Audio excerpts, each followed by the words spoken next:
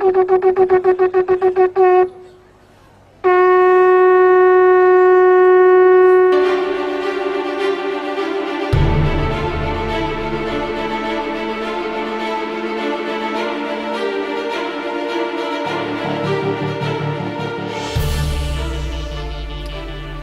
it's Jim Hutchins for the Jerusalem Connection Truth Report for this week. I've got some good news for you, some not so good news, and some extremely good news. For the initial good news, I want to read an excerpt from the CBN Shabbat devotional. This past week, just passed, Israel celebrated her 70th birthday, which we learn is a significant number in scriptures. The number 70 represents perfection and completion. We look forward to seeing what God will do in this nation this year. The fulfillment of God's promises for Israel's restoration are a part of a season of fruitfulness that God is showing us that we will be a part of. 70 years, going back to AD 70, when the Romans came in, destroyed Jerusalem, destroyed totally the temple, and dispersed the Jewish people. And for 2,000 years they were dispersed. They came back in 1948, 70 years ago, and they established a nation among the nations. For almost 2,000 years the Jewish people were living in a minority among the nations of the earth. However, it is no small event to have just celebrated 70 years of independence as a Jewish state in the land of Israel. During the long years of exile, it was difficult to see or believe that God, or how God could restore this small and often persecuted minority back to their land. Theologians felt the need to explain that God did not really mean all those promises, and hence the rise and acceptance on the part of many of replacement theology, that Christians replace Jews in the covenants of God. But God is indeed faithful, and what seemed impossible has become a reality in our days.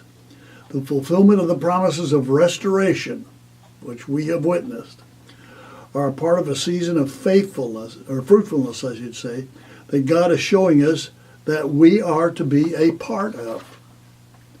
We're to be a part of this restoration. God's people, believers, followers of Jesus, are to be a part of this restoration of Israel. But the question is, why did God do this after 2,000 years? Why did he do this? Well, the scriptures tell us. In Ezekiel chapter 36, God says this, "I had concern for my holy name, Yahweh. I had concern for my holy name, which the house of Israel profaned among the nations where they had gone."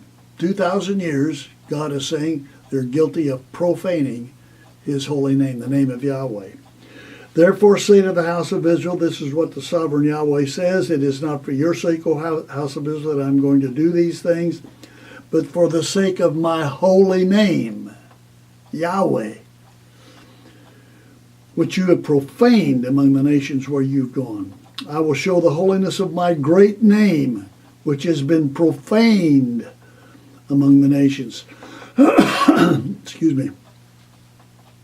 "Then the nations will know that I am Yahweh, declares the sovereign Yahweh, when I show myself holy through you before their eyes." So the reason he's brought them back is because his name was profaned beyond what he was willing to allow. He brought them back, establishes them in spite of their profaning of his name. Now that hasn't changed. Their heart attitudes, by and large, hasn't changed. There's some who are believers, but by and large, they've not changed. Here comes the final good news, the ultimate good news.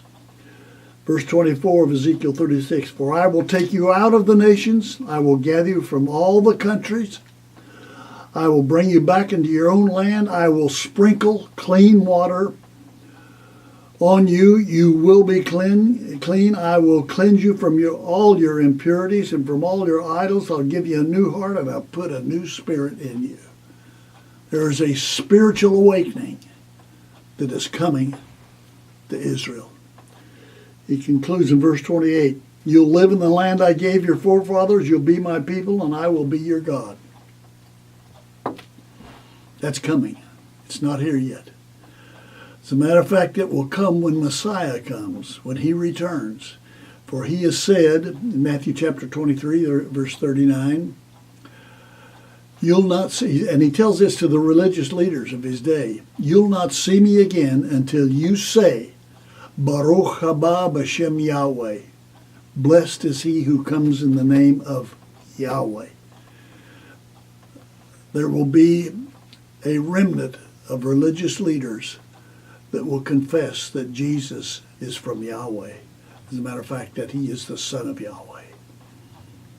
Can't wait, because that is the truth.